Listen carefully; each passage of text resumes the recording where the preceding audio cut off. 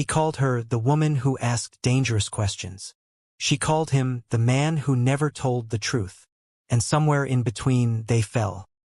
Love didn't announce itself. It crept in quietly, between interviews that lasted too long, conversations that began as research and ended in laughter. He taught her the language of wealth, the way silence could buy loyalty, how a signature could move billions. She taught him the art of vulnerability, that truth didn't always have to destroy. They said London never truly slept. But that was a lie. Some nights, the city held its breath, waiting for its sinners to return home. Juliette Reed walked through rain that shimmered like mercury under street lamps. Her heels clicked against wet cobblestones, her breath forming ghosts in the night air. The newspaper offices had long gone dark, but her mind hadn't. It never did. She'd spent the last 3 years clawing her way through the ranks of financial journalism, a world built on sharp smiles and sharper secrets. Men twice her age called her bright, the way others said cute. But she was neither decoration nor distraction. She was there to uncover the truth. What she didn't know then was that the truth she'd find would destroy everything she thought she believed in, and the man she'd come to love. The first time she saw Adrian Cole, he was standing on the balcony of the Claridge's penthouse, the night London forgot its winter. The party glittered below. Bankers, heiresses, politicians, every kind of beautiful hypocrisy. Juliette had been sent to cover it. A charity gala hosted by Cole Capital, the hedge fund empire that practically moved markets by rumor alone. She didn't belong there and she knew it, but ambition doesn't wait for invitations. She slipped through the champagne crowd, notebook in hand, pretending not to notice the way people measured her with their eyes. Then she saw him. He didn't look like a man who owned empires. No arrogance, no flash, just stillness.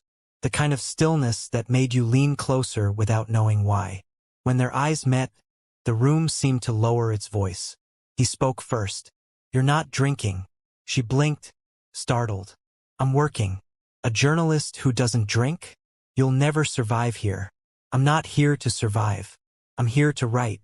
That made him smile. A quiet, knowing smile that said he just found something he didn't expect. "Then write about me," he said. "But only if you're willing to get it wrong." She didn't answer, but she would, just not the way he imagined. From that night on, their worlds began to circle each other like twin storms. Adrian was a legend, a self-made billionaire who turned algorithms into fortunes, risk into religion. Juliette was the observer, watching from the shadows, piecing together the man behind the myth. They danced at midnight on rooftops overlooking the Thames, whispered secrets in limousines that smelled of leather and rain. Every story she wrote was sharper because of him. Every lie he told softer because of her. He told her once, "You see too much, Juliette. One day that will hurt you." She smiled. "Maybe, but not today." It was almost a year later, New Year's Eve. The city burned with fireworks, the sky bruised with color. They watched from his penthouse, glasses in hand, her head against his shoulder. He whispered, "Do you believe in fate?" "No," she said softly, "but I believe in choice." "Then choose this." She turned to him, saw something unguarded in his eyes, something fragile. "What are you asking me?" "To stop writing about me." The silence that followed was almost holy. She set her glass down. "Why?" He didn't answer. Not directly. He just kissed her. Slow, deliberate, the kind of kiss that erases caution. When it ended, he said, "Because some stories don't need to be told to be real." She wanted to believe him. God, she did. But journalists don't stop asking questions, even when they fall in love with the answers. The next morning, her inbox changed everything. An anonymous leak. Encrypted, untraceable, timestamped at dawn. She almost ignored it, until she saw the subject line, Cole Capital, the Falcon event. Her fingers trembled as she opened it. Hundreds of documents, memos, recordings, all pointing to one truth. Adrian Cole hadn't just survived the global market crash 2 years earlier, he had engineered it. Entire nations had fallen so his fund could rise. People had lost pensions, homes, futures, also his empire could stand taller. And the worst part? The timeline matched the nights he'd held her hand and told her he wanted to protect her. She sat there for hours, the world outside slowly brightening, her reflection staring back from the laptop screen. In it, she didn't see the woman he loved. She saw the journalist he underestimated. By noon, she'd made her choice. She would write it. But writing about Adrian Cole was like lighting a fuse in the middle of a dream. Beautiful, terrifying, and irreversible. That night, he called her. "You haven't answered me all day." "I've been reading," she said. "Reading what?" Silence. Then, "Don't do this, Juliette." Her breath caught. "So it's true?" He sighed. "What's true is never simple. You think you found a story, but you don't know what it costs to keep the world from collapsing. You caused it. I prevented something worse." She shook her head, though he couldn't see it. "You ruined lives. I saved more than you'll ever know." He paused, then softer, "And I would do it again if it meant keeping you safe from it." The line went dead. She cried for the first time in years. Not for him, but for the version of herself that had believed love could stay pure inside a world built on power. That night, she wrote until her hands went numb. The headline read, "The Man Who Bought the World, The Adrian Cole Files." It was her best work, and her most devastating. When it published, the world exploded. Coal capital collapsed in a week. Governments opened investigations. The name Adrian Cole became synonymous with moral corruption. And Juliette Reed became famous. But fame, like fortune, is a quiet kind of punishment. The days that followed were the kind that rewired the heart. Juliette Reed became a name whispered in boardrooms and broadcast in headlines. The journalist who brought down the empire. She smiled for cameras, nodded at compliments, gave interviews about integrity and courage. But at night, when the applause died and the city went quiet, she sat in darkness and listened for a voice that never came again. She told herself she'd done the right thing. That truth, no matter how painful, was worth the wreckage it left behind. But some nights, she'd wake from sleep with his name on her lips, and that conviction would shake like glass. London didn't stop for heartbreak. It glittered harder instead. Every magazine that printed her story made her a star. Every face she met reminded her of what she'd lost. She couldn't walk through Canary Wharf without catching reflections of him. The curve of a stranger's jaw, the flash of a cufflink, a laugh too low and familiar. He had vanished, but the city carried his ghost. Then one evening, as she crossed Blackfriars Bridge, a black car slowed beside her. The window rolled down. A voice. "You shouldn't be walking alone, Juliette." Her pulse froze. That voice, velvet and steel. "You shouldn't be here," she whispered. "Neither should you." She stepped closer. Adrian Cole sat inside, dressed in dark, understated perfection. His eyes held no apology, only a quiet, dangerous calm. "You lost everything," she said. He smiled faintly. "Did I?" She glanced at the car, at the driver who didn't meet her eyes. "You're not supposed to contact me.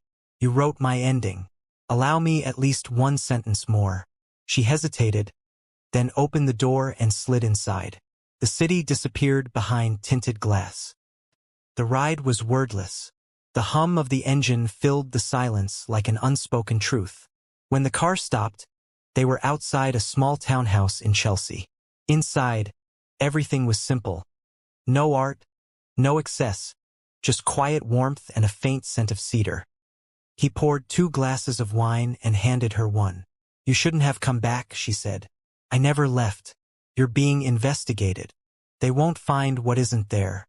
You built the system that collapsed." He looked at her then. Steady, almost tender. "You think I pulled a trigger, but I was holding the gun to stop someone else from firing." She set her glass down, anger and longing tangling like vines. "You're lying." "I never lie. I just don't tell everything." He stepped closer. "You wanted truth. Now you have too much of it." For a moment, she wanted to hate him. But the room, the silence, the scent of him, it all betrayed her. He brushed a strand of hair from her face. "Do you ever wonder, Juliette, if we could have existed outside of all this?" She swallowed. "No, because we wouldn't have met there." His breath caught. For the first time, he looked human. Then you understand me more than anyone ever did. She stepped back, shaking her head. Understanding isn't forgiveness. Forgiveness isn't what I want. Then what do you want? He smiled, a sad, knowing smile. To know if you ever loved me when you weren't writing about me. She looked away. That's not fair. Neither is the truth. That night ended without answers. When she left, the air outside felt too thin, like the city had forgotten how to breathe. She thought she'd never see him again. But he became an echo she couldn't escape. Letters began arriving at her office, and signed, untraceable. Quotes from her own articles circled in red. Notes that said, you missed something. And always, at the bottom of the page, a single symbol, a falcon. The same insignia that had marked his firm's private files. Weeks passed. Everywhere she turned, his shadow followed. On screens, in whispers, in the silence before sleep. She told herself it was paranoia. But deep down, she knew Adrian Cole was still writing the story. Just from the other side. One evening, a knock on her door. A messenger. No name, no words. Just a single black envelope. Inside a card. The masquerade. One night only. For closure. The handwriting was unmistakable. She stood at her window that night, watching the city lights ripple over the river. Her reflection stared back. The woman who'd exposed him. The woman who'd loved him. The woman who didn't know which one she missed more. She should have thrown the invitation away. Instead, she traced his handwriting with her fingertips and whispered, closure. The weeks leading up to the masquerade were a quiet storm. Every headline that mentioned his name felt like a countdown. Every heartbeat felt like a question she wasn't ready to answer. She bought a mask. Black silk, elegant, the kind that hides everything but the eyes. When she looked in the mirror, she almost didn't recognize herself. She was no longer the reporter or the lover. She was both and neither, a woman walking back into the fire that made her. And so, on a cold December night, as London shimmered under frost, she arrived. The ballroom glowed with chandeliers and secrets. Laughter rippled through masks of gold and silver. The orchestra played something from another century. And there, across the room, he stood, Adrian Cole, alive, composed, unapologetic. Their eyes met, and the world fell silent. And so the weeks turned like restless pages in a book Juliette could no longer close. London glittered outside her window. Polished glass, champagne light. But inside her, something had begun to unravel. The more she learned, the more she felt the weight of a truth she wished she'd never sought. Adrian's world was perfection in motion. Meetings in mirrored towers, whispered calls across continents, dinners that sparkled with investors and danger. He carried calm like armor, his voice steady, his gaze unreadable. And yet, there were nights when she caught the flicker of fatigue, the shadow of a man at war with his own empire. Sometimes, when they stood on his balcony overlooking the Thames, he'd rest a hand on the railing, the city alive below them, and murmur almost absently, everything you see can vanish overnight, Juliette. The market doesn't forgive. And she'd answer quietly, neither does the heart. By then, her editor had already begun pressing for her next story. Find the pulse of power, he'd said. Who's pulling the strings? Juliette hadn't meant to follow that thread. Not into Adrian's office, not into the sealed folders with her name on the clearance list. But curiosity has its own momentum, and hers had always been stronger than fear. It started with an anonymous message. A single file slipped through her encrypted inbox at 2 a.m. A headline waiting to happen. A world waiting to collapse. She didn't open it right away. Instead, she went to Adrian's penthouse that morning, watched him pour coffee, his hands steady as always, his eyes soft when they met hers. There was tenderness there, real, she thought, and something deeper, a quiet reliance that almost felt like love. But the file waited. And when she finally opened it, the screen filled with numbers, transactions, offshore transfers, coded instructions, all pointing back to him. Her throat tightened. The global crash, the one that had left families homeless, lives destroyed. The whispers that a single hedge fund had made billions in the chaos. It was no rumor. It was him. That night she couldn't sleep. She stared at the ceiling, her chest heavy with betrayal and disbelief. Every kiss, every late-night confession, replayed itself with new meaning. He hadn't lied, not exactly. He'd simply left out the parts that bled. The next morning, she found him by the window, phone pressed to his ear, sunlight cutting through the room like a blade, his expression unreadable. When he hung up, she whispered, "How long have you known?"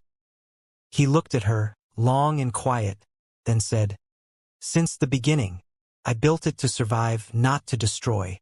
Tension hung like smoke between them, thick, unspoken. She wanted to scream, to demand how survival could justify the ruin of thousands. But he reached for her hand, and for one terrifying heartbeat, she let him.